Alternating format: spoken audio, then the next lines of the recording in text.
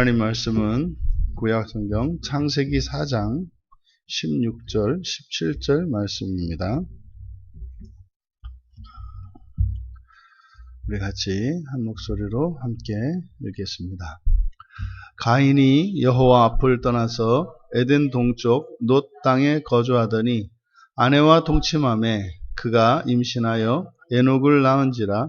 가인이 성을 쌓고 그의 아들의 이름으로 성을 이름하여 에녹이라 하니라. 아멘. 놋 땅에 세운 에녹성이라는 제목으로 설교하려고 합니다. 놋 땅에 세운 에녹성. 16절은 가인이 여호와 앞을 떠났다라고 보도를 합니다. 여호와께서 쫓아내신 것이 아니라 가인이 떠났다는 겁니다. 이것은 앞에서 가인이 밝힌 바와 같이 형제를 살해함으로써 이제 그의 인생은 저주 가운데 있게 되었고, 그러면 이제 그 저주 가운데에서 그가 어떻게 살게 될 것인지 말씀하신 여호와의 말씀을 곡해했습니다. 그것은 뭐 그렇게 될 수도 있고 되지 않을 수도 있는 것인데, 마치 여호와께서 벌을 주셔서 하는 것처럼, 그러니까 하나님이 벌을 주지 않으면 그만인데 마치 벌을 줄 것처럼, 그래서 가인이 듣기에는 뭐 나를 쫓아내겠다는 이야기구나 이렇게 들었던 거죠. 그럼 여러분 같으면은 하나님께서 뭐 정말로 뭐 여러분을 쫓아내려고 하신다면 어떻게 하겠습니까? 우리 같으면 그냥 바짝 엎드릴 겁니다. 그리고 용서를 구하고 잘못했다고 싹싹 빌 겁니다. 근데 가인은 그렇게 하지 않습니다. 가인은 분명히 여호와께서 그렇게 하실 것을 믿고 있습니다. 이것은 앞서 말씀드린 것처럼 아담과 하와 사건에서 이제 비롯되는 것으로 보입니다. 그러니까 하나님께서 아담과 하와를 왜 쫓아내셨는지, 버린 것이 아니라 구원하시기 위함이라는 것을 아담도 하와도 또 그의 아들, 그 장남인 가인도 그것을 몰랐던 것으로 보입니다. 그러니 이제는 가인이 뭐 하겠다는 거예요? 뭐 그냥 세상사로 이야기하면 아이고 뭐 아닐 겁다, 내가 알아서 먼저 떠난다, 뭐 이런 거 아니겠습니까? 쫓겨나느니 내가 떠나겠다, 뭐 이런 거겠죠. 스스로 이제 여호와 앞을 떠났는데, 여호와 앞을 떠났다는 것이 무슨 의미입니까? 여호와 앞이라고 하는 것은 하나님의 임재를 의미하기도 합니다만, 그것은 하나님의 절대적인 보호와 안전, 또 하나님과의 친밀한 관계를 의미합니다. 그런데 앞을 떠났으니까 이것은 이제 하나님과의 결별, 그리고 하나님으로부터의 독립선언인 거죠. 그렇게 이제 가인이 여호와 앞을 떠나서 에덴 동쪽 놋 땅에 거주했다, 이렇게 보도를 합니다. 근데 이 놋 땅이라고 하는 것이 그 지역의 이름인데, 놋은 방랑이라는 뜻입니다. 방랑. 놋 땅이 방랑이라는 뜻이에요. 이것은 여호와께서 앞에서 끝없는 방랑자가 될 것이다, 이렇게 말씀을 하셨는데, 그러면 어쩌면 이 놋 땅이 가인이 살아야 할 땅이었을런지 모릅니다. 그런데 그 땅에 거주했다 그럽니다. 방랑이라 이름하는 그 땅에 거주했다. 그러면 지금 가인이 한 이 행동은 거스르는 거죠. 여호와의 말씀을 거스르는 겁니다. 그리고 여호와의 말씀을 불신하는 거죠. 가인이 방랑을 해야 되는 이유는 다른 것이 아니라, 뭐 여호와께서 쫓아내서 그런 것이 아니라, 땅의 효력을 얻지 못할 것이기 때문에, 그래서 과거와 같이 그가 이제는 농사 짓는 자로서 그렇게 땅에서 결실을 얻을 수 없기 때문에 그는 이제 방랑자의 삶, 이게 뭐 유목민 아니겠습니까? 근데 사실은 아벨이 양을 키우는 자, 이렇게 이제 바로 그 방랑자의 삶을 살았던 사람이죠. 그러니까 여호와 하나님께서 가인에게 내리셨던 이 벌이라고 하는 것이 의미는 좀 다르겠습니다만, 이것이 이 세상의 정체성이라고 하는 것은 유목민의 삶이구나. 이 땅에 터를 트고 거기에서 뭐 영원히 세우기 위해서 살아가는 게 이 세상의 삶이 아니라, 이것은 유목민으로서 언젠가 떠나기 위하여 떠날 준비를 하며 살아가는 것이 인생이구나 라는 것을 알 수 있습니다. 그러면 뭐 죄로 인해서 땅의 효력을 얻을 수 없기 때문에 방랑을 하긴 합니다만, 결국 죄를 지음으로써 그가 유목민의 삶으로 들어가게 된 것이고, 그것은 결과적으로는 또 구원의 길을 따라 걷는 것이 되는 거지 않습니까? 그런데 그는 농사를 짓던 자이기 때문에 여전히 이제 한 땅에 여기서 거주하다 이렇게 되어 있습니다만, 이게 이제 정착을 하는 거죠. 한 군데에 터를 내리고 살고자 한 것입니다. 그리고 이제 아내와 동침을 했고, 그리고 그가 임신을 했고 에녹을 낳았다. 이렇게 이제 그 아내, 여기서 이제 우리가 눈여겨보아야 하는 것이 아내와 동침했다라는 말이에요. 그래서 이제 아내라고 이제 번역이 되어 있습니다만, 그대로 직역하면 그의 여자입니다. 이샤, 그의 여자와 동침을 했다. 그러면 이 여자가 누구냐? 실제로 아담과 하와가 낳은 자식을 가인과 아벨로 소개를 했는데 여자는 없단 말이죠. 그런데 지금 결혼을 합니다. 그러니까 그의 여자가 뭐 이제 저 밖에 있는 아담과 하와의 자식이 아닌 다른 여자였거나, 아니면 아담과 하와에게 또 딸이 있었던 거겠죠. 그것에 대해서는 뭐 분명히 밝히고 있지는 않습니다. 어쨌든 지금 명시적으로 드러나 있지 않은 여자가 있었던 겁니다. 그러니까 아마 이것은 지금 아담과 하와와 함께 살고 있는 살았기 때문에 여기서 그의 여자는 그의 누이로 보는 것이 이게 타당할 것입니다. 그때 낳은 아기가 에녹입니다. 그래서 이것은 이제 히브리어 하노크를 우리말로 이렇게 이제 번역을 해 놓은 것인데, 이 하노크라고 하는 이 말은 이제 하나크에서 하나크의 명사형인데, 이 하나크는 훈육하다 또는 뭐 헌신하다, 또 사용하기 시작하다, 계시하다죠. 우리말로 하면 계시하다, 뭐 이런 의미를 갖는 동사입니다. 그러니까 이 하나크에서 만들어진 것이기 때문에, 그래서 이렇게 헌신된 아이, 그러니까 하나님께 드린 아이, 뭐 이런 뜻이죠. 마치 사무엘과 같이 말입니다. 그래서 하나님께 드린 아이, 뭐 이런 의미도 되겠고, 또 하나 계시하다라고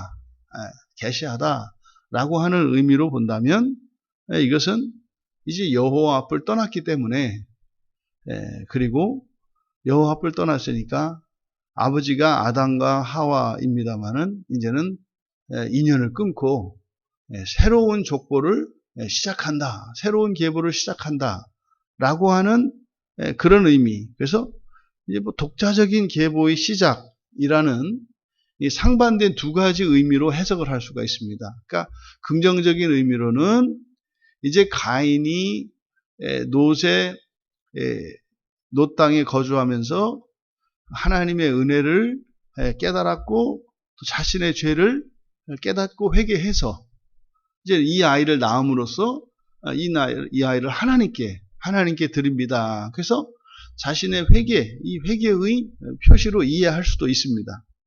왜냐하면 이 에녹이라고 하는 이름이 그래요. 그런데 뒤에 나오는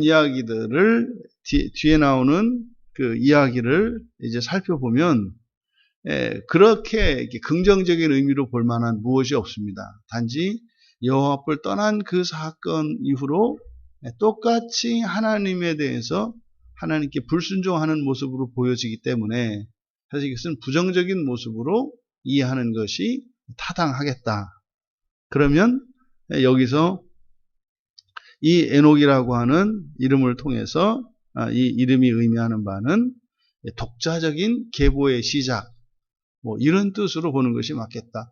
실제로 이렇게 족보를 이어갈 때 우리도 굉장히 족보를 중요시 여기는 그런 문화를 가지고 있었지 않습니까? 그러면 우리나라에서도요, 그 족보라는 게 그렇습니다. 그냥 계속 그 족보만 쓰는 것이 아니라 일정 정도의 이제 벼슬을 하면 그때부터는 이제 분가를 할 수 있습니다. 이렇게 독자적인 족보를 쓸 수 있습니다. 일정 보통 우리를 보면 이제 도지사 정도의 벼슬을 하면 그때부터 이제 자기로부터 떨어져 나와서 독자적인 족보를 만들 수가 있습니다. 근데 지금 여기서 이 가인의 경우에는 이제 아담과 하와로부터 떨어져 나온 독자적인 이런 계보의 시작이라고 우리게 보는 게 맞겠다. 왜냐하면 바로 뒤에 곧바로 이어지는 내용을 보니까 에녹을 낳았는데 이어서 성을 쌓았다 이렇게 얘기합니다. 성을 쌓았다. 그리고 그 성의 이름을 에녹이라. 그러니까 에녹성을 쌓은 거죠. 에녹성을 쌓았다. 그러면 이 에녹이라고 하는 이 이름은 이 아들의 이름일 뿐만 아니라 이 도시의 이름이 되는 것인데 그것은 가인의 생각과 결단을 나타내는 거죠. 그러니까 이 에녹은 또한 도시예요. 그런데 여기에서 에녹이라고 하는 이름은 독자적인 계보의 시작이라는 의미인데 여기서 성을 쌓았다 그럽니다. 성이라고 하는 성, 이르, 이 성은 영원한 거주지를 의미해요. 영원한 거주지. 그러니까 여호와 하나님께서 이제 가인이 자신의 구원을 이루기 위해서는 끝없는 방랑자의 삶을 살아야 한다. 이것은 벌이 아니라 사실은 범죄로 말미암아서 그가 걸어가야 할, 그가 살아야 할 구원의 길은 방랑자의 삶인 것을 말씀하신 거예요. 그러면 방랑자의 삶을 살면서 이제 하나님께서 구원을 이루어 가실 거거든요. 그런데 그가 한 일은 뭐예요? 영원한 거주지를 건설했다는 거예요. 그러니까 계속해서 하나님의 뜻을 거스르고 불순종하고 있는 것을 봅니다. 그런데 그가 결국 하나님의 뜻에 불순종하고 하나님의 뜻을 거스르는 것은 결국 하나님께 피해가 되는 것이 아니라 자기 자신에게 피해가 되는 것입니다. 왜요? 하나님이 말씀하신 그것은 어떤 징벌적인 의미로서 가인에게 고통을 가하려고 하는 것이 아니라 구원의 길을 하나님께서는 제시하는 것이기 때문에 일단 범죄하고 나면 그 범죄로 말미암아 그에게 운명과 같이 주어진 방랑자, 끝없는 방랑자의 삶을 살아야 합니다. 그게 순종이에요. 그랬을 때 이제 하나님께서 그의 인생을 바꾸실 일이지 스스로 그 인생을 바꿀 일은 아니다. 그러니까 참 가인이 한 이 행동을 보면은 참 그가 얼마나 하나님께 대하여 이렇게 반감을 심하게 가지고 있는지 또 한편으로 그가 얼마나 무모하고 어리석은 삶을 살고 있는지 우리가 발견할 수 있습니다. 그러니까 지금 놋 땅에 에녹성을 세웠다. 이것을 그 놋과 에녹이라고 하는 그 이름의 의미를 우리가 해석해 보면 방랑이라고 하는 지역에 영원한 거주지를 세웠다. 이런 뜻이에요. 그러니까 방랑하며 살아가야 되는 곳에 영원한 거주지를 세웠다. 이런 거거든요. 우리들이 이 세상에 태어난 것은 구원을 위해서 태어난 겁니다. 원죄 아래 있다. 우리가 아담의 후손이다 이렇게 이야기했을 때 우리는 우리의 구원의 길을 걸어야 하는데 우리가 우리의 죄를 인정하고 그 죄로 말미암아 우리 앞에 놓여진 그 구원의 길을 따라가야 합니다. 이것이 순종입니다. 순종이라고 하는 것은 우리의 자유를 제한받는 것이 아니라 우리의 자유를 위해서 가야 할 길인 거죠. 그런데 그 길을 가지 않습니다. 하나님의 구원을 거부하며 독자적인 삶을 살아가려는 사람의 전형이 바로 가인입니다. 이 말씀을 통해서 얻을 수 있는 첫 번째 교훈은 바로 그것이에요. 하나님의 구원을 거부하고 독자적인 삶을 살아가려고 한다. 이것이 가인의 전형입니다. 그러니까 여기서 뭐 이렇게 하나님의 구원을 거부하고 독자적인 삶을 살아간다는 게 뭡니까? 성경 말씀대로가 아니라 내 마음대로라는 뜻이죠.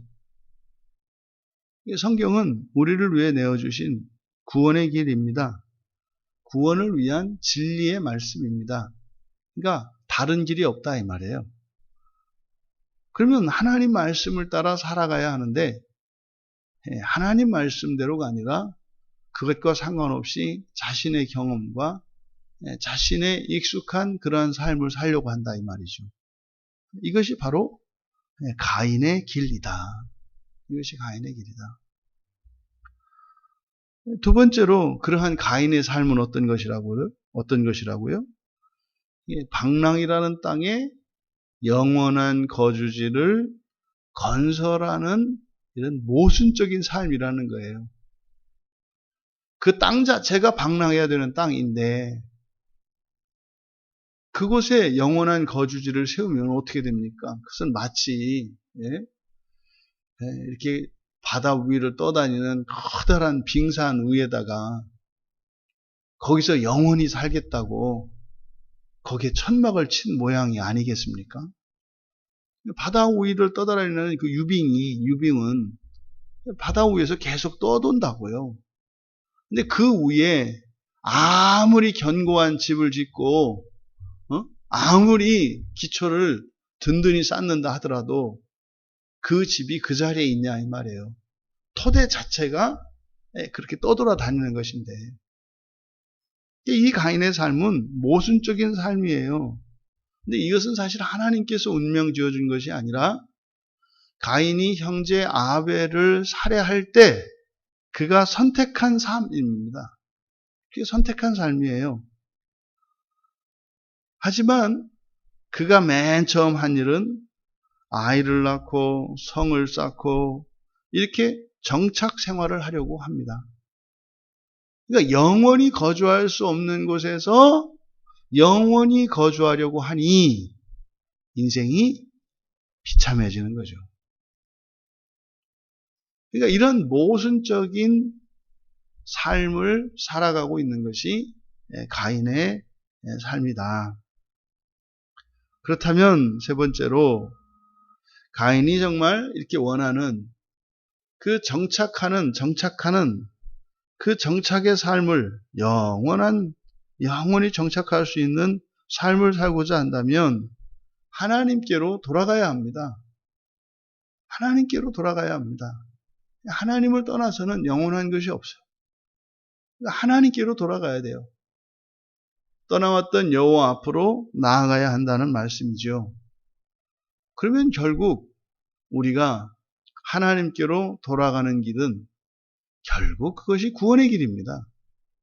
그러니까 성경은 우리가 이 세상을 살아가며 이렇게 방랑자로서 인생을 살아가는 것입니다만 결국 그 방랑자의 삶이라는 것이 뭐다? 하나님께로 돌아가는 것이다.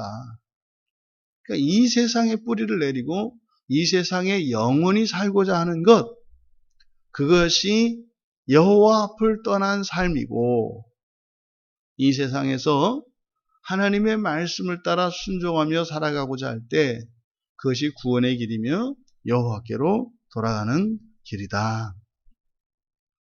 우리는요, 그렇다 해서 우리들이 이렇게 집 짓지 말고, 이렇게 컨테이너에다가 싣고 다니면서 그렇게 이동식 주택에서 살아라, 이런 의미가 아니지 않습니까? 우리의 마음가짐이 이 세상의 영원한 거주지를 짓고 살아가는 것이 아니라, 우리는 당장이라도 떠날 준비를 하고, 이 세상은 우리가 영원히 거주할 곳이 아니라, 우리가 영원히 거주할 것은 하나님 계신 그 나라가 우리의 영원한 거주지이며, 이 세상에서의 삶은 지나가는 삶인 것을 기억해야 할 것입니다. 하지만 가인은 어떻게 했다? 노 땅에 에녹성을 세웠다. 우리들의 삶은 어떻습니까? 우리들의 삶은, 우리들의 바람은 이 세상에서 이 방랑이라 이름하는 노 땅과 같은 이 세상에서 우리는 또한 그렇게 영원한 거주지로서의 에녹성을 쌓으려고 하고 있지는 않은지, 이것은 모순된 삶이다.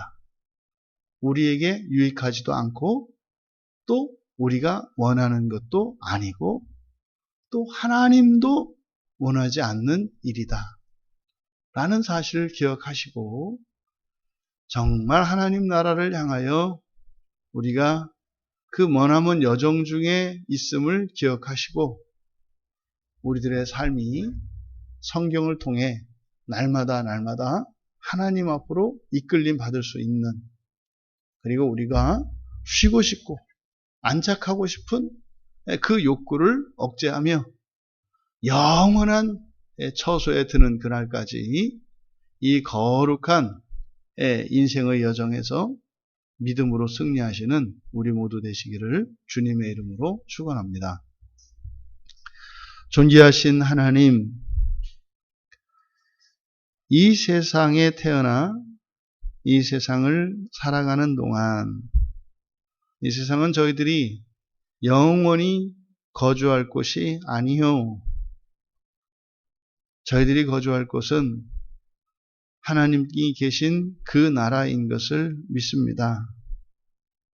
저희들의 인생을 되돌아보아 점검하게 하시고, 오늘의 삶을 늘 이 세상에서 하나님 나라를 향하여 방랑하는 거룩한 유목민의 삶이 되게 하여 주시옵소서.